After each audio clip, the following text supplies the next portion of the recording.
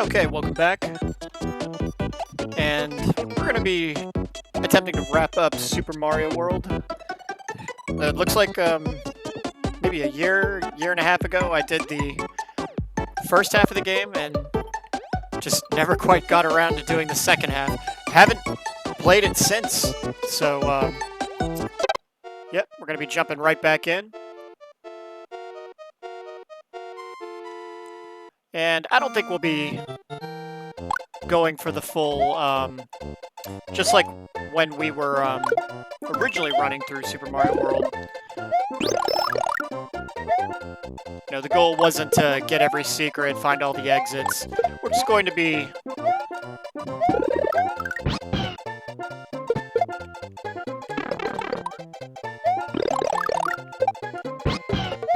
We're not going to be doing the minimum either, but we're going to... You know, I think we already got the Switch Palaces, so... Just going to be playing through the levels and having fun.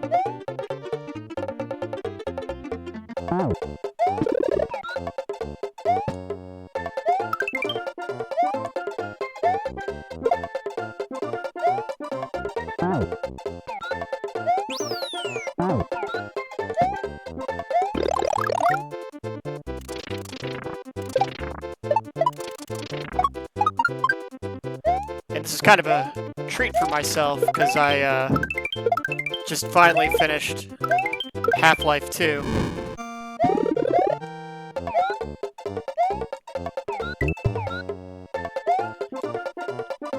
Whoops.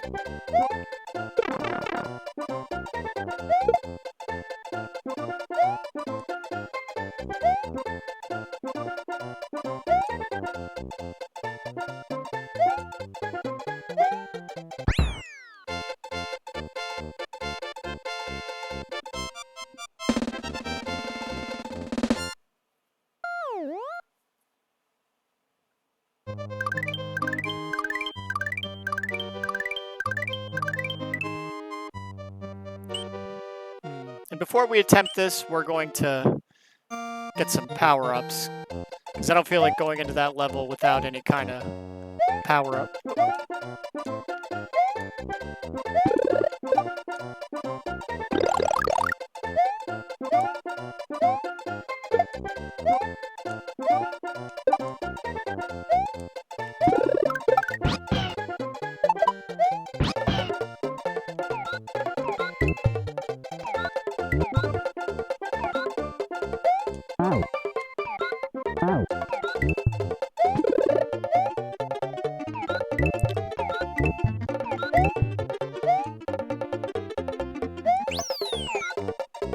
Let's wait for a fire flower.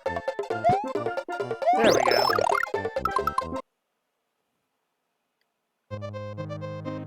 Yeah, because here we're going to get the Switch.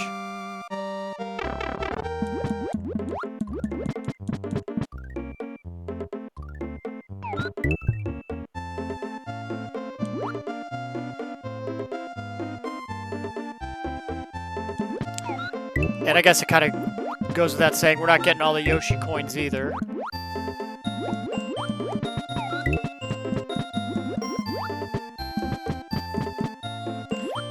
So what do I feel like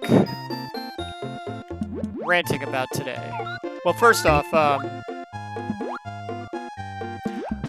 wanted to come back to this game because I've recently started, bye Yoshi. I recently did a part 1 for Super Metroid on SNES, as well as A Link to the Past. So I'm kind of going through the all-time greats of the SNES. Oh, I went the wrong way.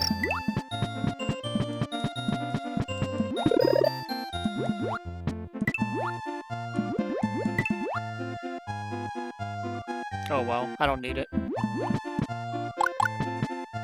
So yes, we will eventually get around to finishing A Link to the Past and Super Metroid. Those are games that have been on my list for a long time. But I figured before we went and not cross those off the list, we might as well take out Super Mario World first.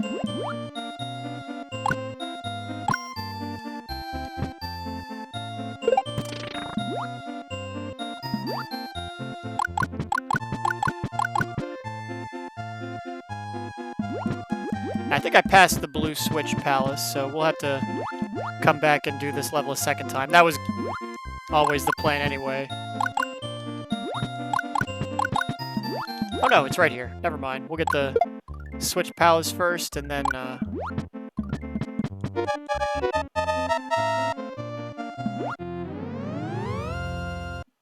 we'll come back and finish this level.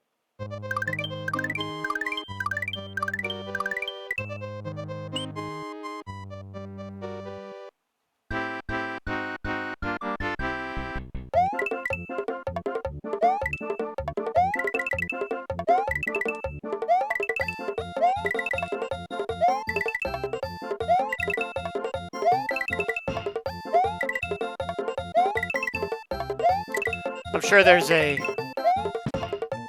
better way to do this to get all the maximum points and extra lives, but we're just going to do it this way.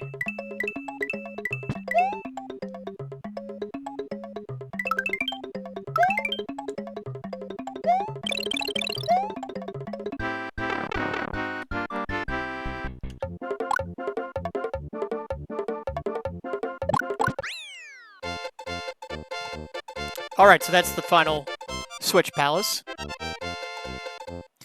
The other thing I wanted to get into a little bit, I've been, you know me, I always like to talk about other channels that I'm paying attention to on YouTube. And one that I've been getting hit with a lot are the Joey Swoll videos. Those of you that don't know who Joey Swoll is, he is a, I mean, I guess influencer is the right word. I don't really like that word much, but he is a long-time bodybuilder,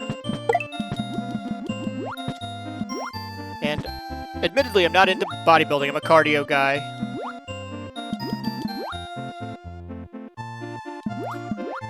But moreover, I am a quote-unquote gym rat. You know, 6 days a week I'm in the gym doing a 10-mile run.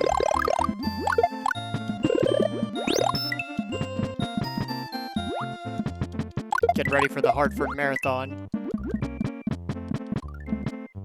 And Joey Swoll's videos are, you know, basically what's happened is there's kind of been an increase of these quote-unquote social media influencers in the gym, and it's not all women. There's some of them, you know, a lot of them are men as well. But the behavior is unacceptable. They're recording themselves, you know, while they're exercising, and if anyone glances in their, even so much as glances in their direction, they shame them on social media as being a quote-unquote gym creep. You know, or maybe you have like a negative encounter with someone at the gym that goes on social media.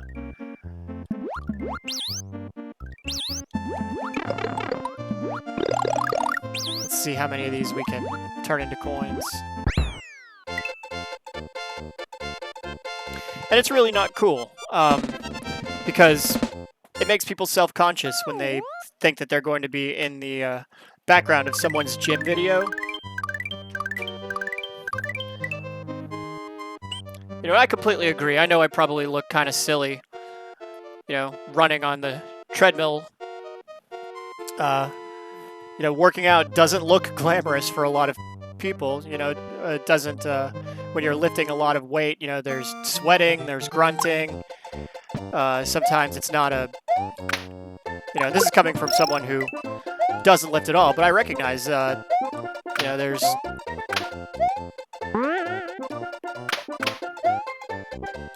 it's tough to do, and it doesn't always look nice. Okay, so I believe to pass this, to find the right exit, we have to get Yoshi all the way to the end.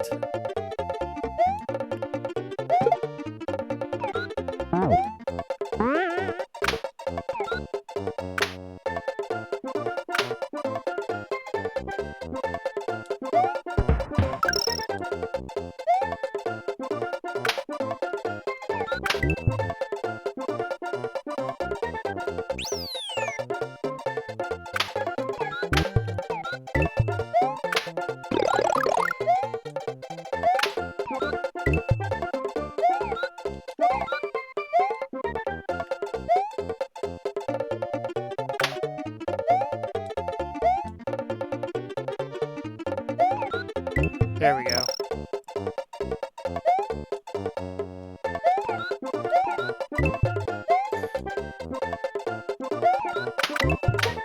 Oh no! Oh, I panicked. That's my fault. We were right here at the end too, weren't we? Alright, so we'll go ahead and just power through the level.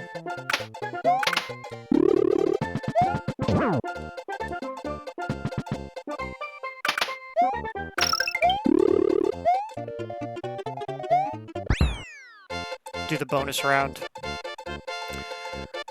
So yeah, Joey Swoll. Basically, what happens is he gets tagged in these videos where social media influencers at the gym are trying to shame someone else for clout.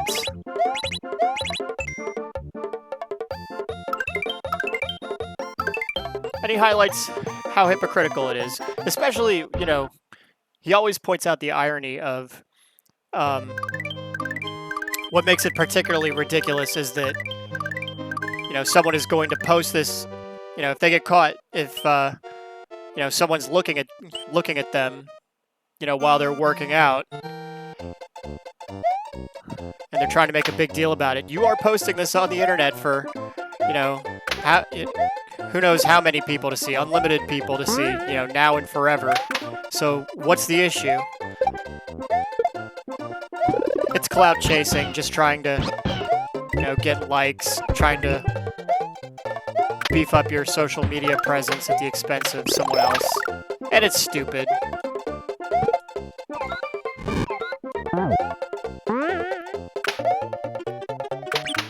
Oh, I did it again. And I lost the mushroom to boot. Alright, let's try this one more time.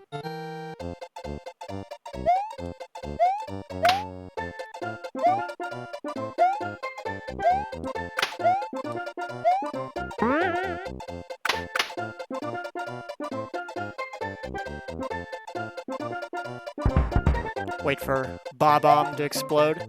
It always drove me nuts that people always pronounce it Bob-omb. It's Bob-omb.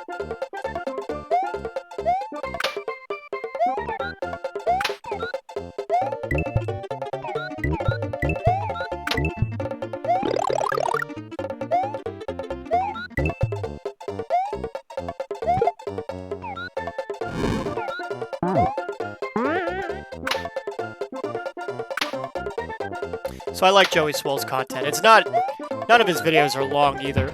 They're all very short.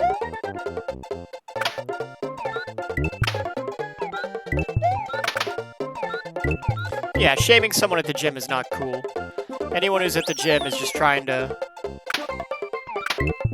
Well, maybe not anyone, but the overwhelming majority of persons that, pay for a gym membership are just trying to, maybe meet their fitness goals, try to look better, try to feel better, maybe try to rehabilitate, some damage they've done in their life, through a sedentary lifestyle. And none of those are, oh gosh, none of those are things that should be shamed. Those are all admirable goals.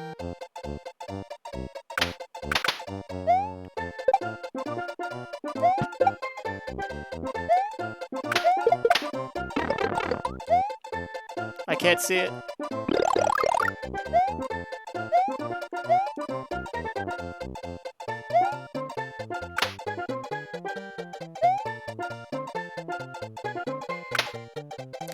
Of course.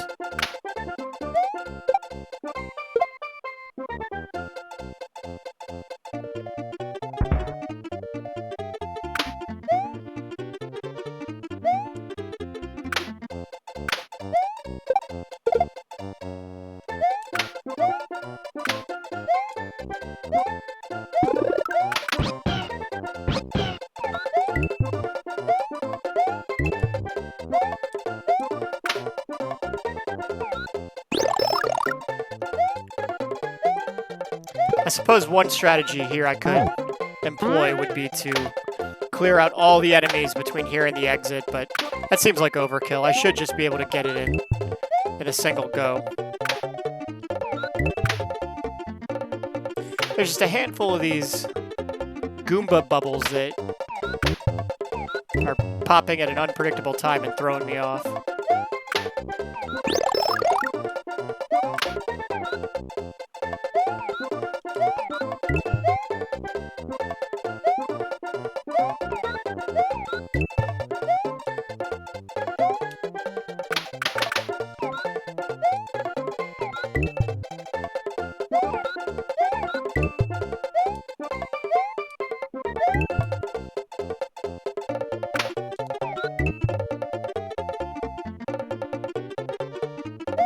Okay, then coming up right here is where it gets hard.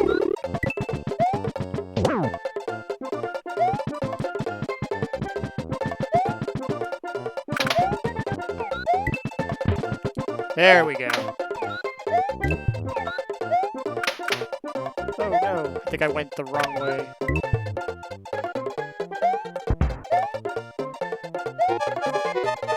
There we go. Okay, we got it.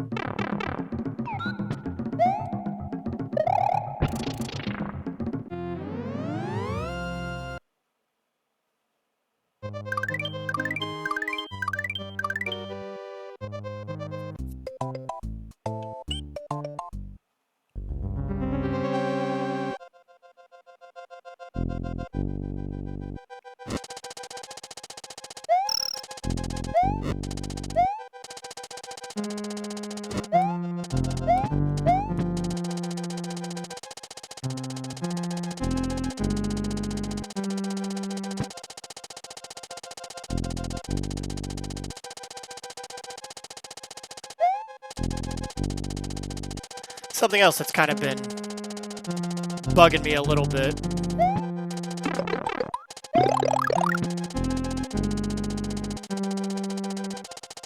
And I'll try not to make too big a fuss about it, but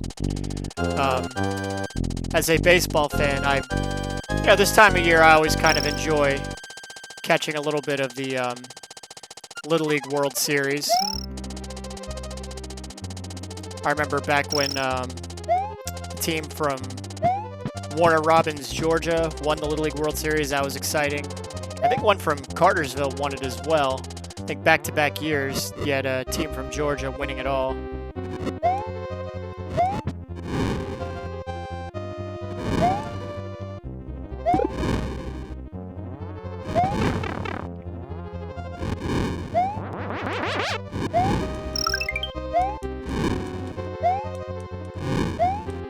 I don't know why I bothered to bring that.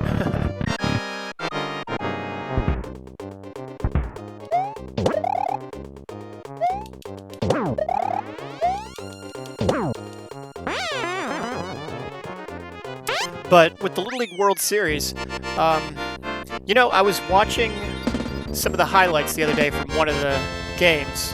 Can't remember which one. And it struck me that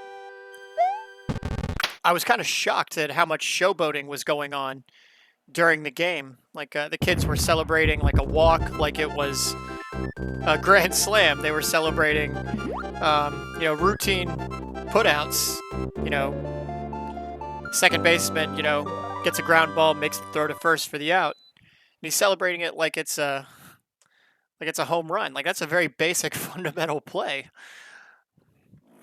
And and just a lot of flexing and showboating. Anytime someone, smacks a double or, gets a single into left field or whatever, it's You know, they're flexing and screaming at their teammates at the dugout. I was like, what is this? I don't remember ever seeing this at the Little League World Series. It was above and beyond, you know, and it just reeked of poor sportsmanship. You know, their coaches and their parents are supposed to teach them. You know, you're representing your town, your neighbors, your family. So when you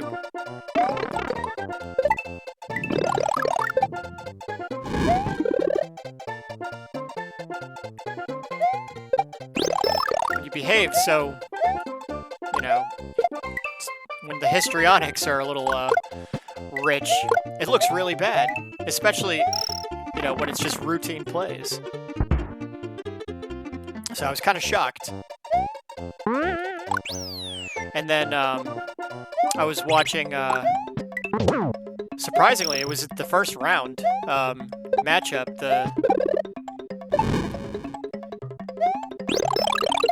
In the first round, they had the Cubans and the Japanese playing each other. And I was kind of surprised. That's, you know, those are two teams that are odds-on favorite to win every time, and here they are facing each other in the first round.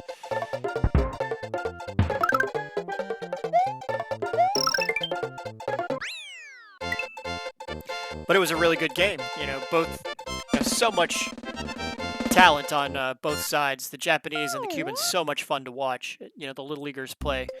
And I'll tell you what they're not doing. They're not treating walks like they're, you know, home runs or anything like that. They're very serious-minded.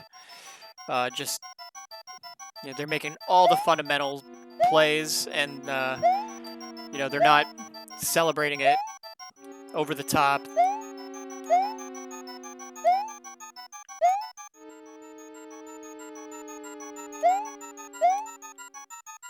The Japanese won 1-0, and I think the Japanese only had one hit. The Cubans didn't have any hits. It was just kind of a tricky first inning. Oops. Oops again.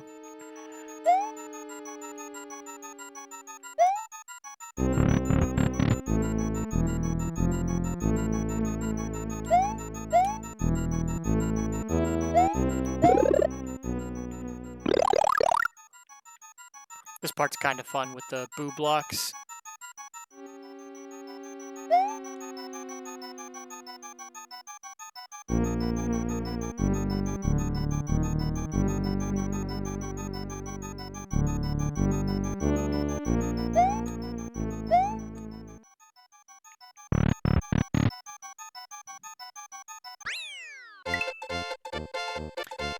So yeah, if the American Little Leaguers can't demonstrate a little bit better sportsmanship, you know, they get really mad at themselves when they strike out. This level's a little tricky, by the way. We're going to try and get the right solution first time up.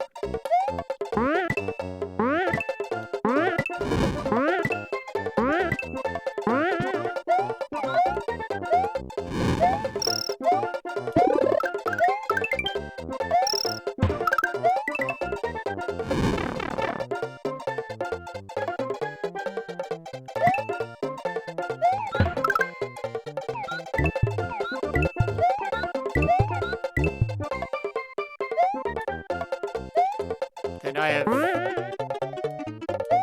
no qualms about pulling for the Japanese or the Cubans.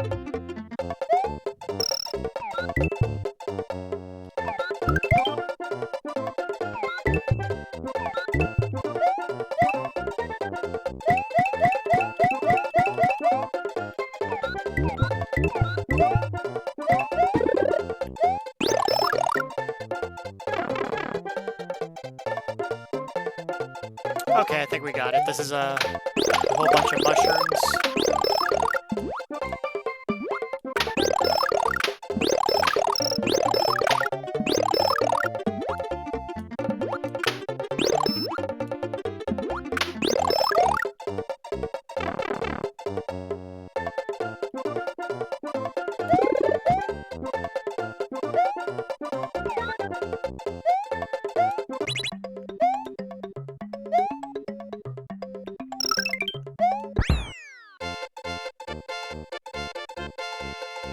Okay, I think we found the right exit to proceed through Choco Island.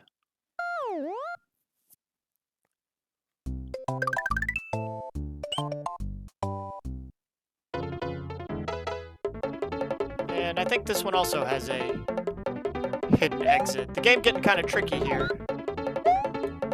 in the later stages.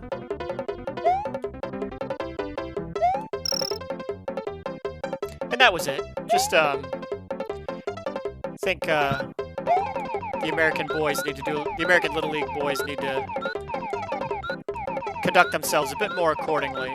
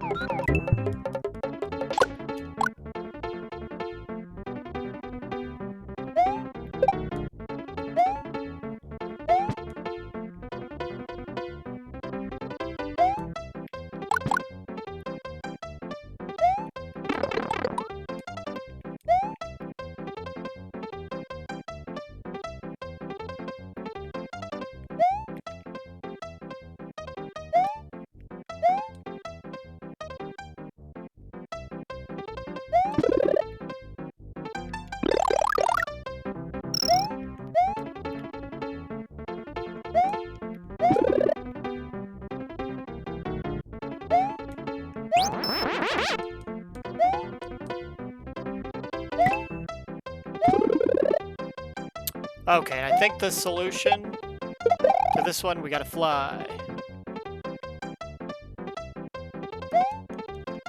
That's the fake exit.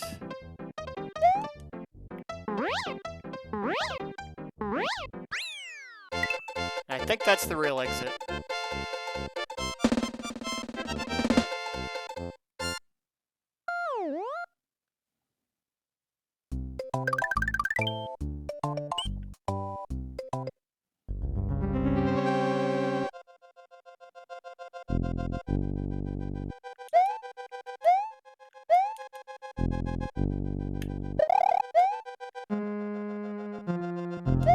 Whenever I race, and I'm racing with some of the best runners in my area. I've got a few rivals, but no matter, whether they get the best of me or I get the best of them, I always congratulate them at the finish line, at the award ceremony. And I always congratulate the persons that I finish ahead of as well. As soon as I cross the finish line, the first thing I do is whoever finished right before me and right after me, I congratulate them on a good race. So a little sportsmanship goes a long way, and unfortunately that seems to be lost here in America, the land of histrionics.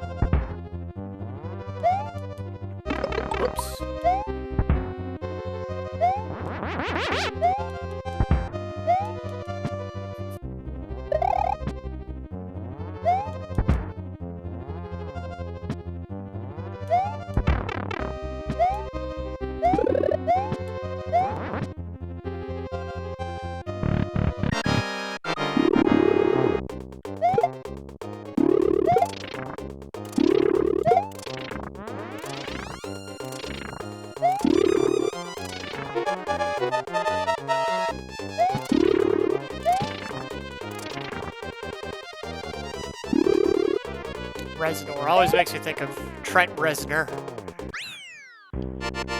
from 9 Inch Nails.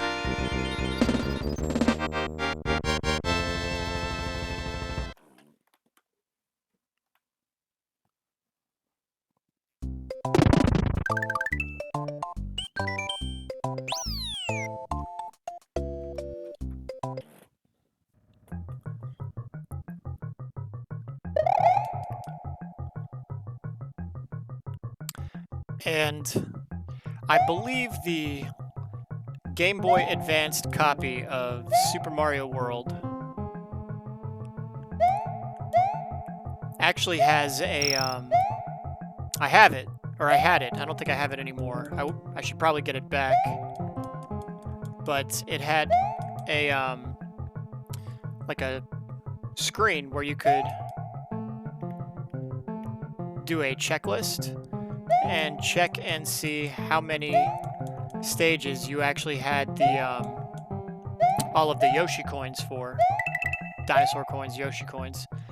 And I think this was the toughest one to get all the Yoshi coins on. I think, you know, back in my early 20s when I had more time, I actually, you know, had that copy and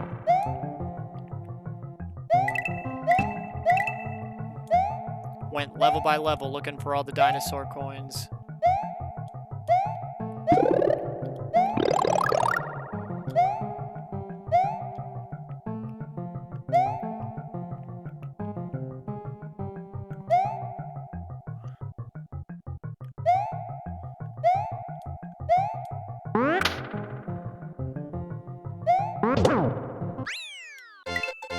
I think I missed the exit on this one.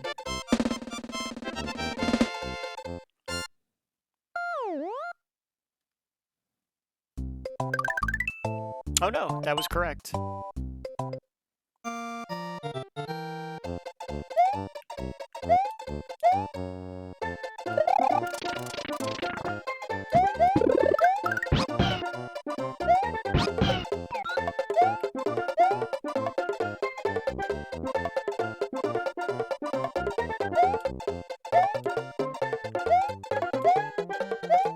The game offering you every temptation to use the P block.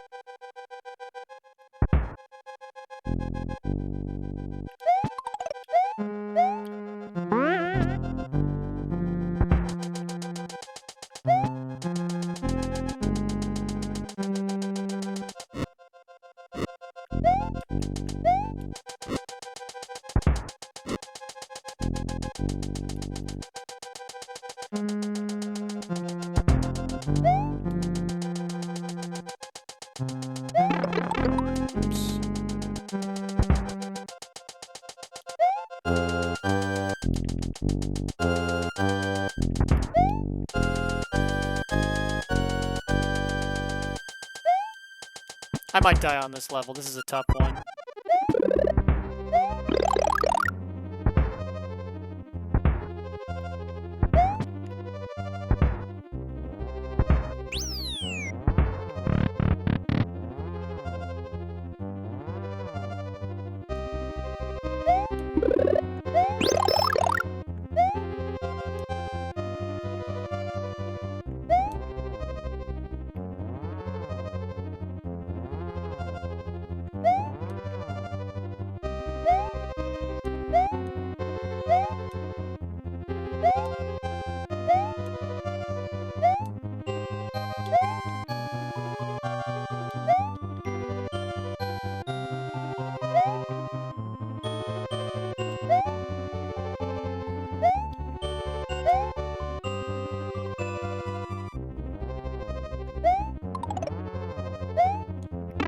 Oops.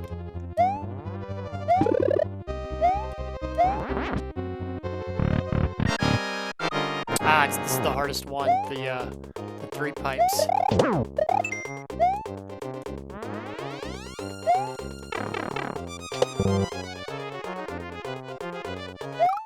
Yeah, I knew it.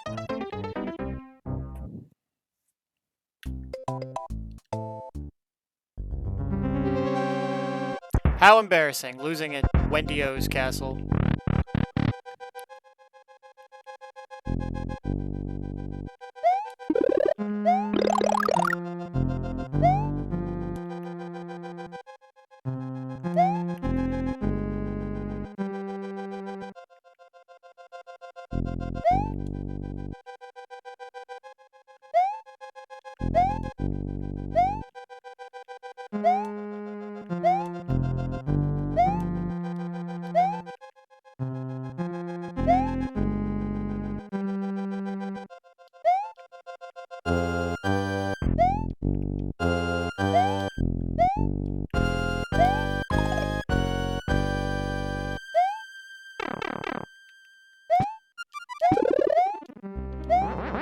Alright, let's do better this time.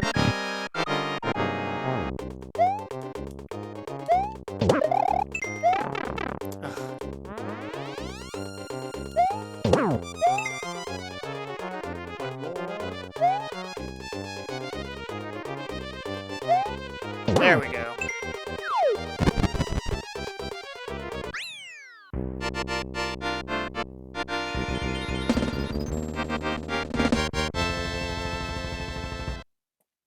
Alright, so now it is the sunken ship.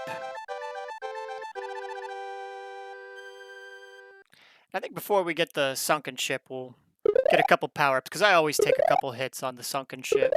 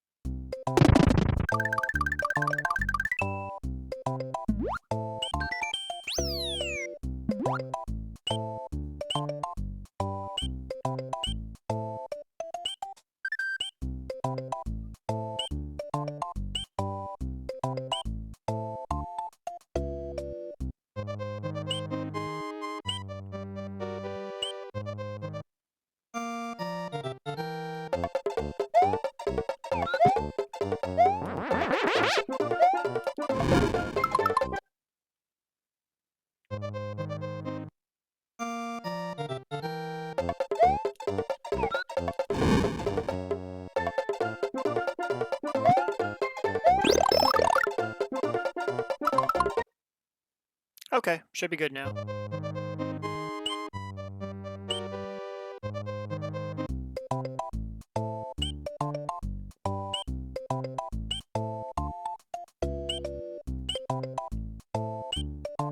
And I know I always take hits on the part where the ghosts keep disappearing and reappearing.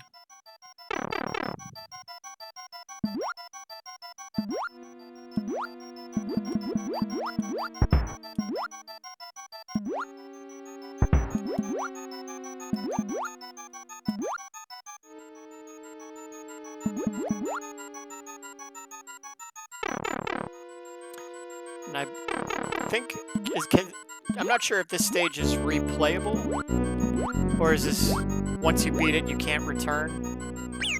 Oops. No, come back, Yoshi.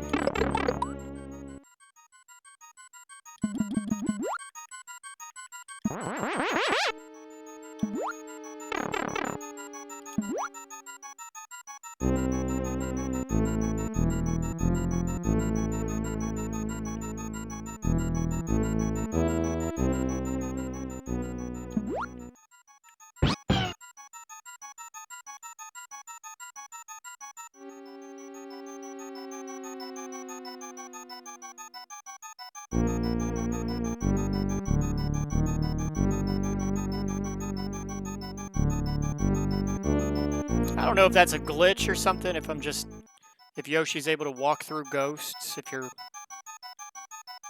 for whatever reason, he's not taking the hit, though.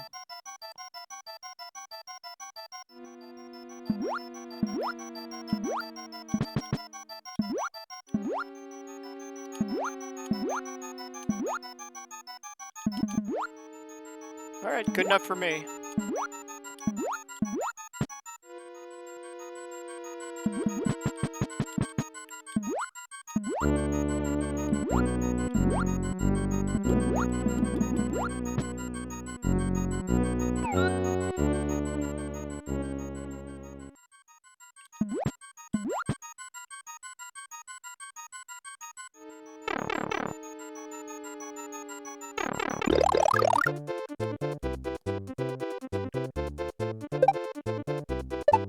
And this part I stink at.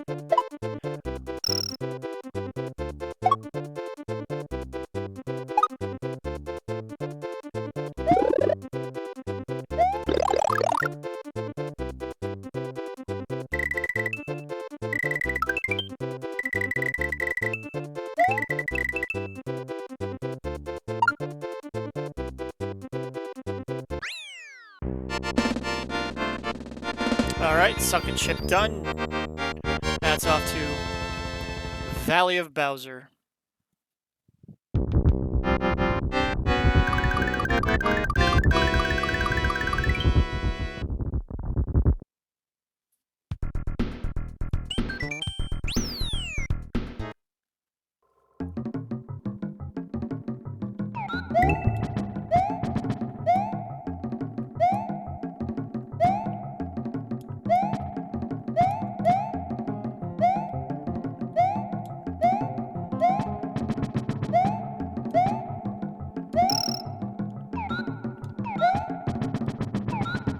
I didn't realize you could eat the moles. Monty Mole.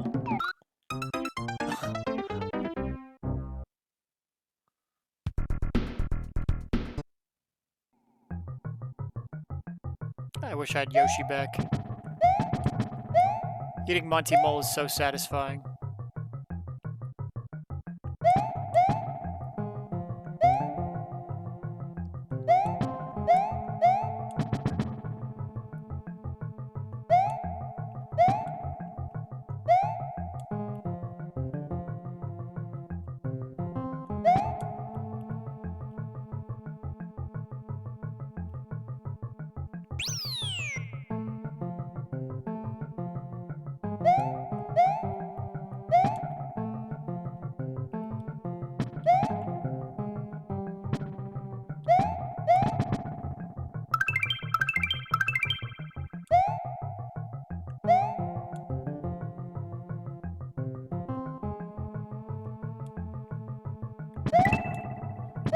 Ah, it's one of those.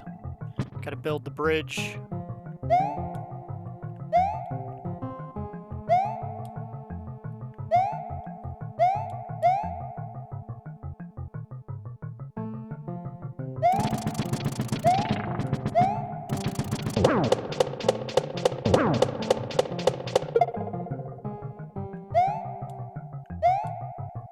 I don't believe those football players, what's it called, Tackle and Chuck or whatever, I don't think they ever made another appearance in another Mario game. I could be wrong.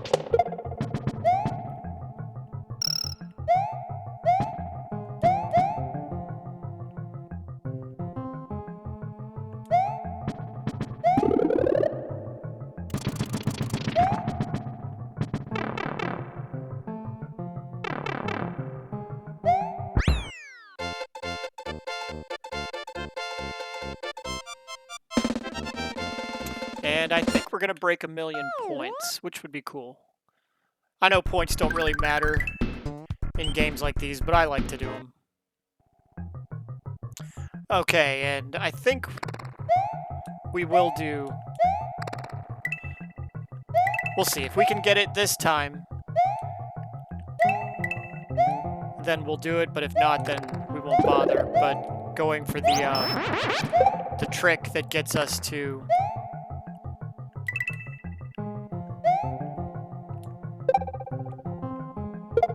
the Bowser's back door.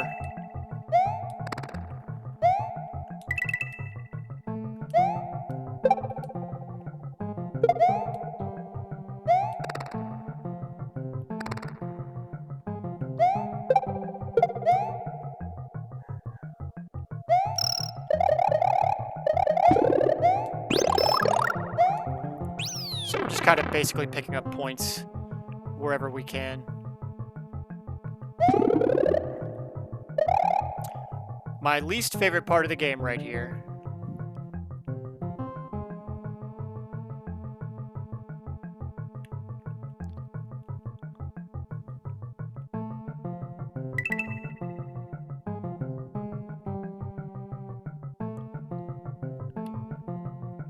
Just because it's so boring.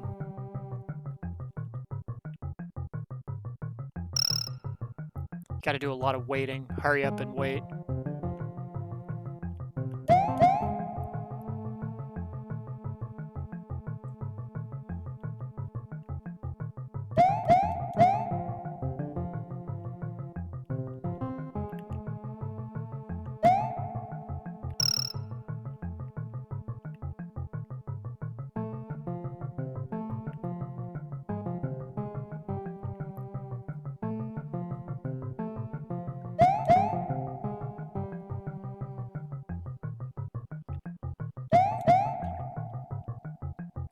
I'm gonna take a quick second and give people a little bit of free advice. I know you never like getting advice from people, but this one, trust me, this one's actually somewhat useful.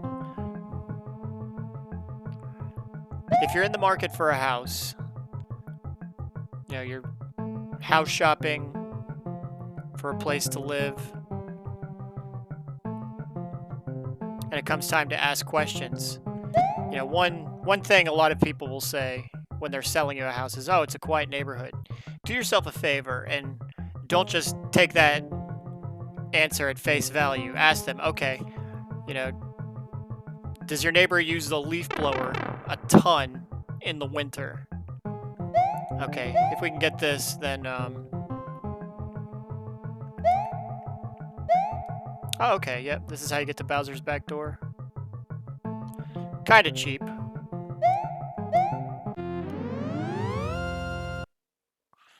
And we don't get any points for it.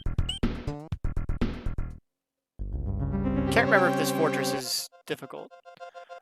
Do your neighbors, you know, mow the lawn after, you know, 6 o'clock? Does your neighbor use a leaf blower after 6 o'clock? You know, because I get it. People do yard work. They use power tools. But holy cow.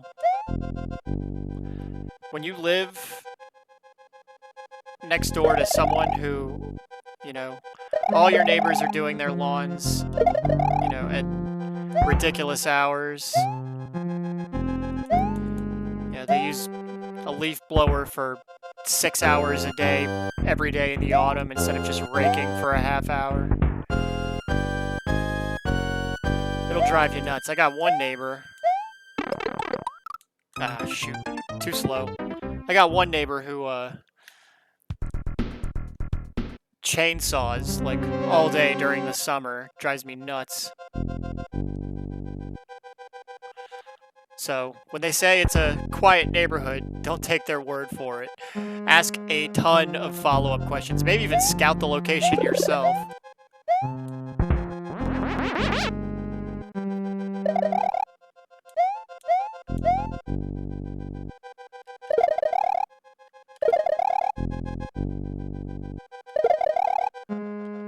Oh yeah, it's a quiet neighborhood.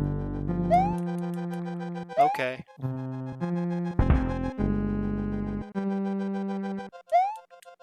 There's that really hilarious episode of It's Always Sunny in Philadelphia where Danny DeVito bets Dennis and Mac that they would go crazy in a suburban, nice, quiet neighborhood.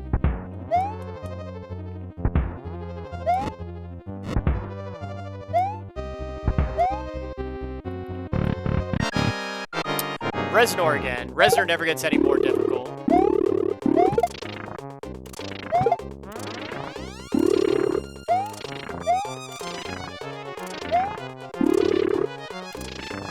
Use the same strategy every time.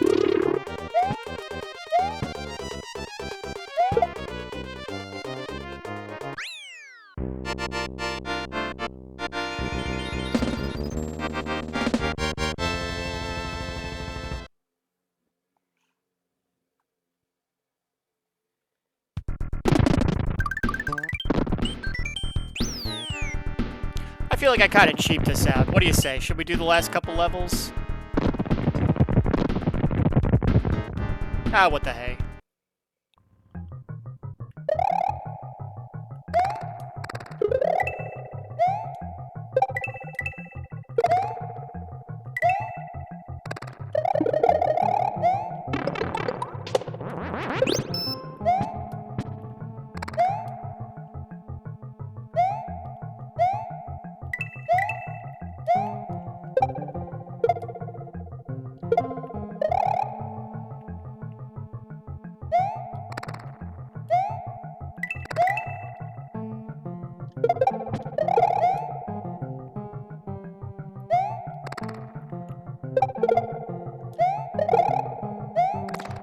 So I think I've mentioned before that although I don't eat fast food anymore, I've given it up years ago, my one weakness is Checkers.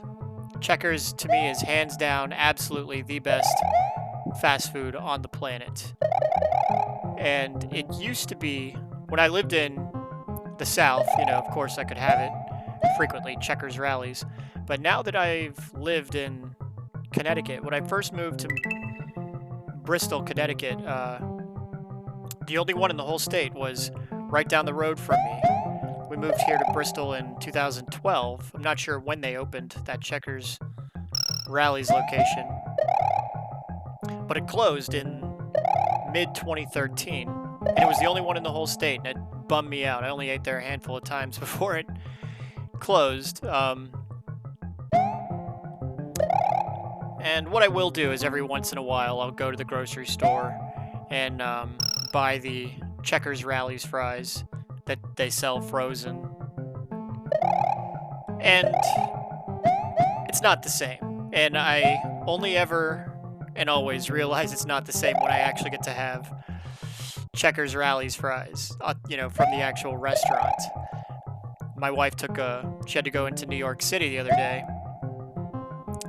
And I begged her. I said, please pick up some Checkers Rallies for me.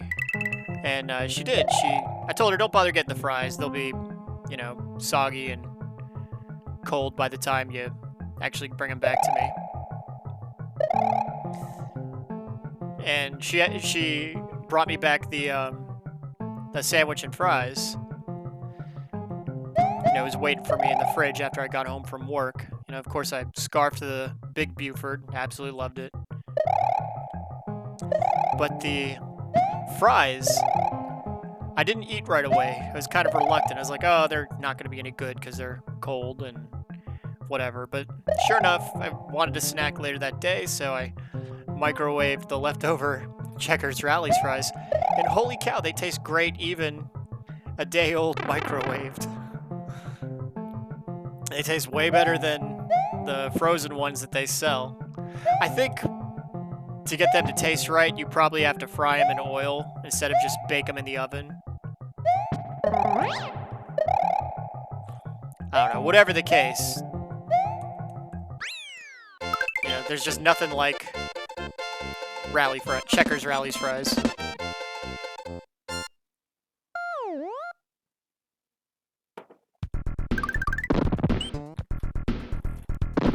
And I almost forgot my obligatory, I apologize if there's any ads being run throughout this video. I think this one will have ads, because I think the chiptunes in this game are copyrighted. Ooh, I cannot remember which way to go.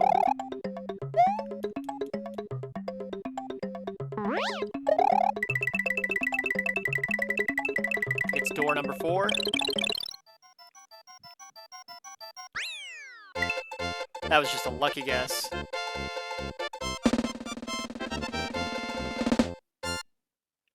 It might not even be the right one.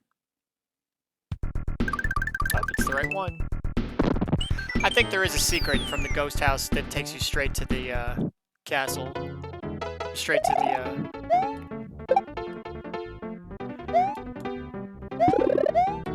Koopakins castle. Alright, this is kind of a fun level.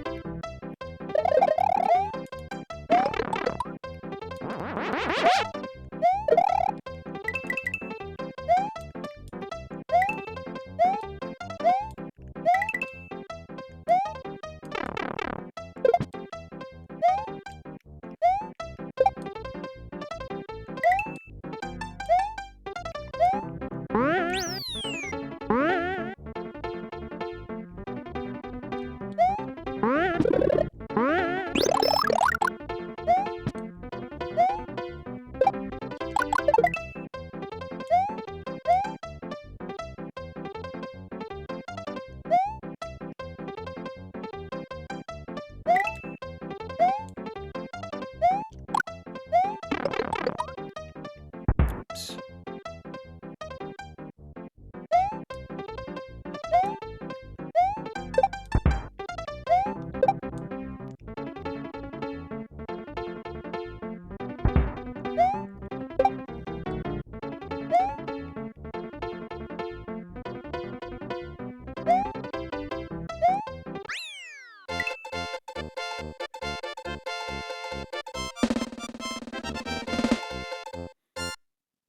We're getting there. We're almost to 1 million.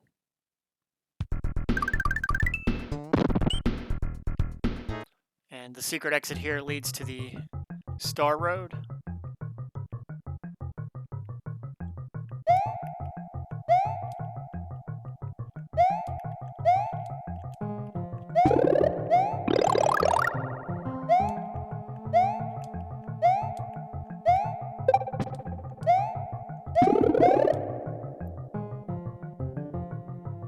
And I believe you also need Yoshi to get the hidden exit here for Star Road. We're not going to do that, of course, but nevertheless.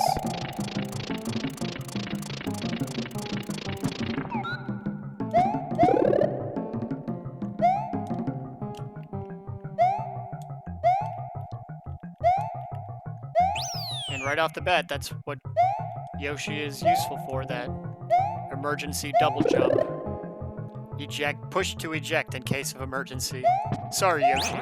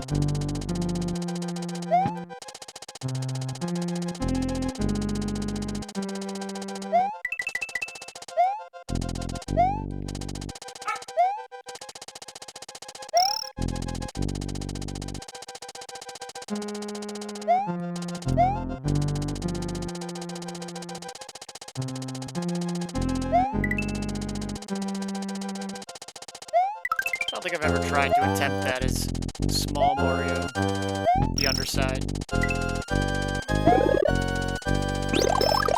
Alright, over 1 million points.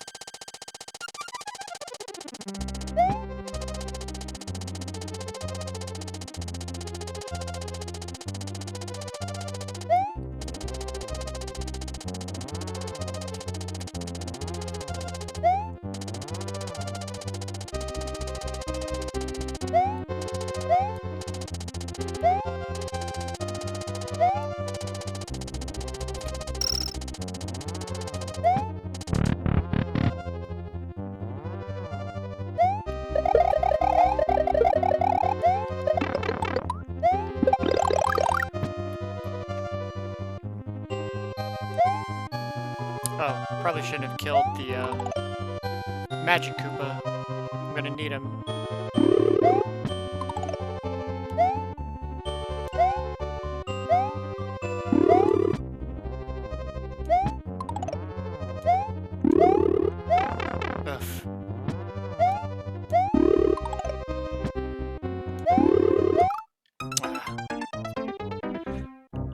And the annoying part about that is now we're going to have to do that whole first section all over again.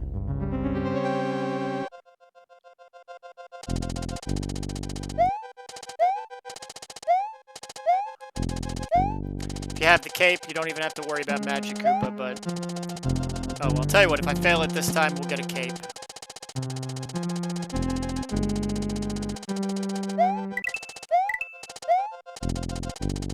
Though I doubt I'll be able to keep it.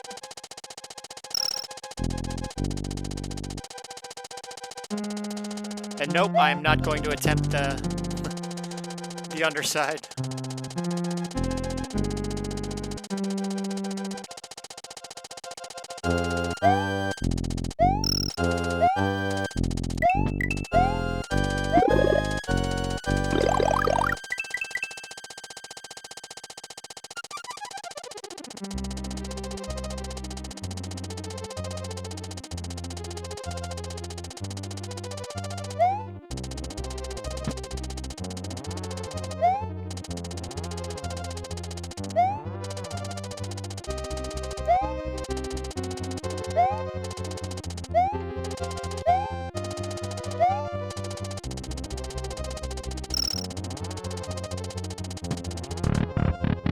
Now that we know what we're in store for.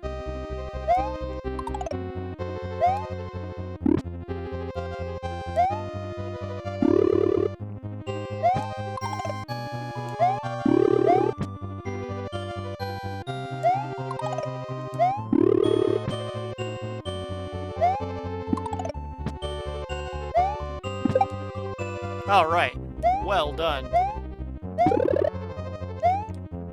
Oh, not well done.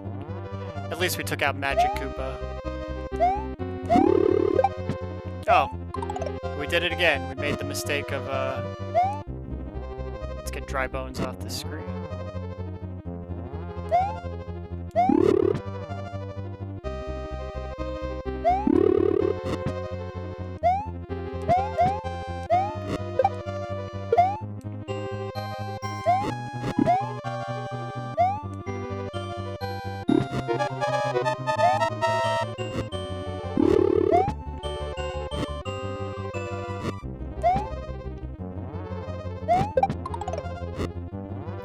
Okay, Magic Koopa's down.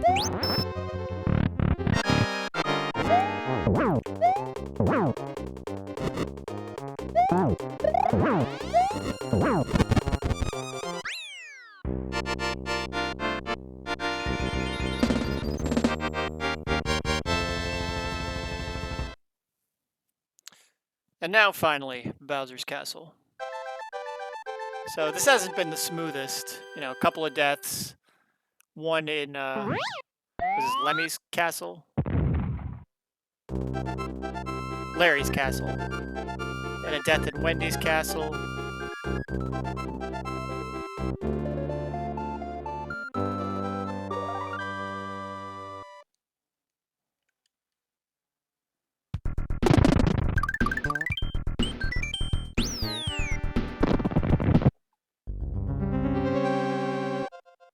And I do not remember which routes are the easiest, so we'll just guesstimate.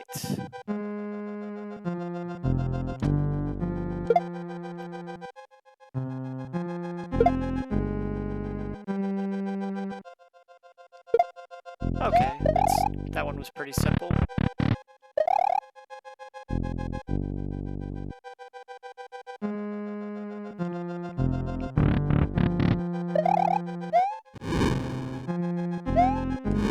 Uh-oh. Got a hopping Bowser statue.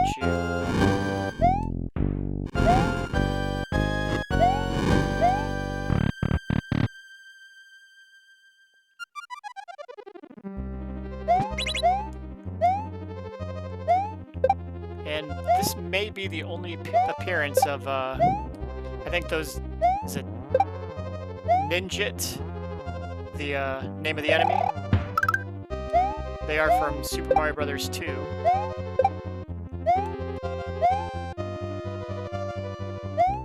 Okay, time for the Bowser battle, which might drive some of you bonkers. I'm not very good at this.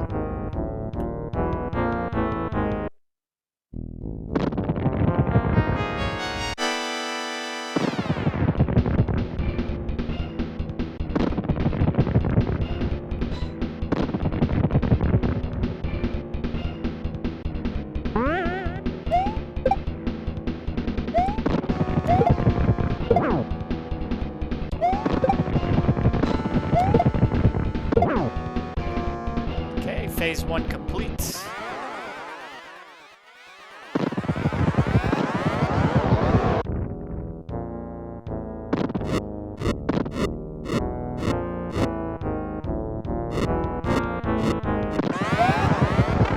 Oops.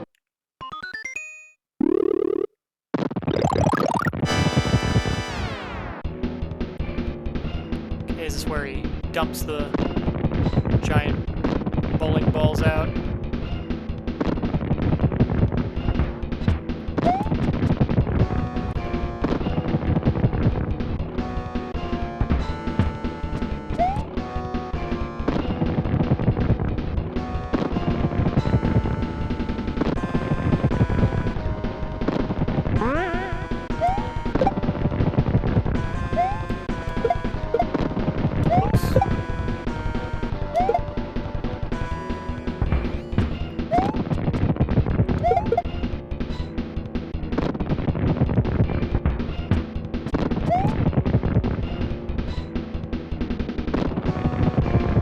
And I probably told this story already once during the Link to the Past video, but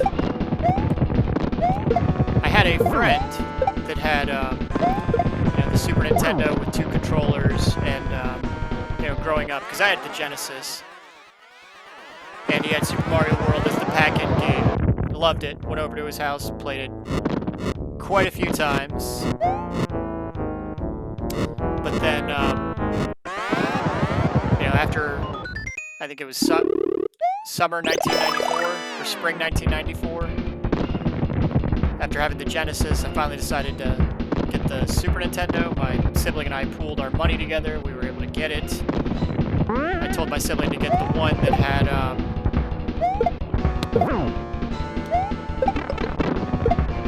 where the pack-in game was Super Mario World. My sibling comes home with the bundle that only had 1 controller, and oops.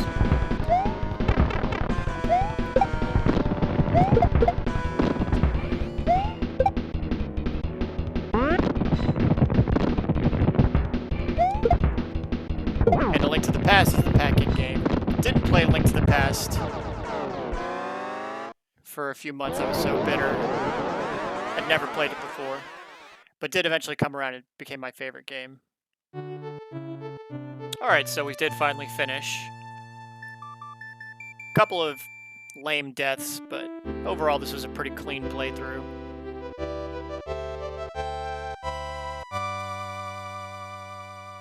And I believe this ending tune is probably what's going to get the video copyrighted.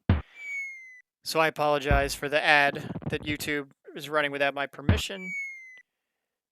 And hopefully they only ran 1.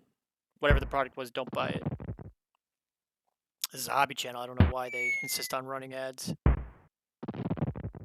I will say this, though. There is a phenomenal video. I'll post a link to it in the comments section. This last tune here, someone does an absolute killer sight reading. I can't remember his name. I will find it, though. He does a sight reading of it on the piano, and it's very ragtime sounding, and it's fantastic. It has to be seen to be believed. Like, this sounds like a simple tune, but apparently it's quite complex.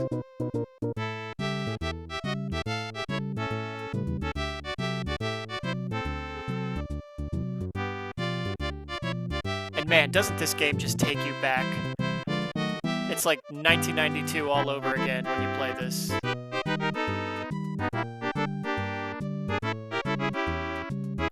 Of course, it's Koji Kondo that kills it.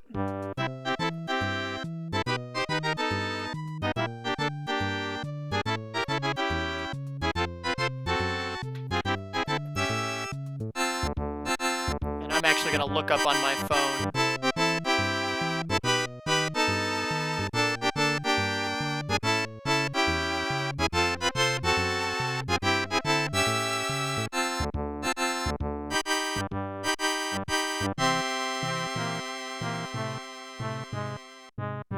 Tom Breyer. His name is Tom Breyer. I'll pin a link. The video is 11 years old. It's got over 6 million views. And he's playing it on fairly cheap. It's not like a Steinway or a Grand. It's a fairly cheap piano, but he absolutely rocks it. So definitely check out the video that I pinned in the that I linked in the pinned comment.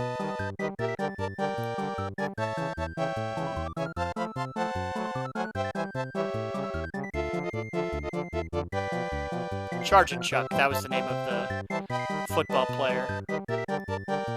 The enemy that I couldn't recall seeing in any other Mario games.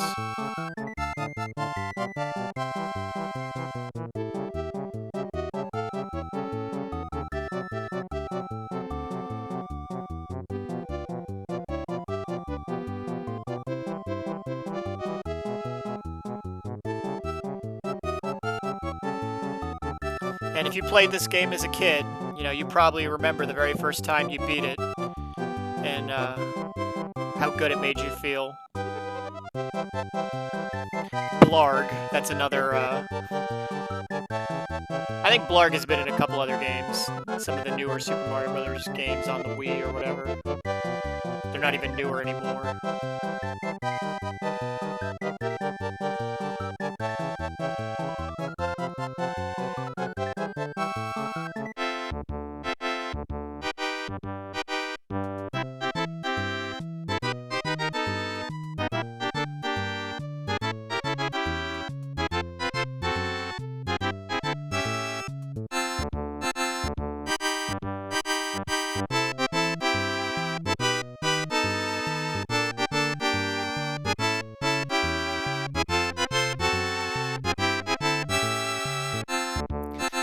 And whenever I beat an old game like this, you know, and I'm recording it and I'm putting it on my channel, I always think to myself, am I ever going to play this game again?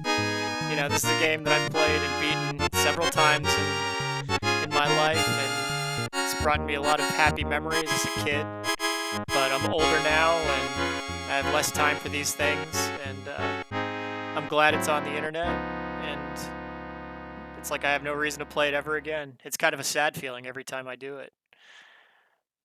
The end. Yeah, this might be the end of me playing Super Mario World, so. All right, that's that. So we will go ahead and end the video here. Thanks for swinging by.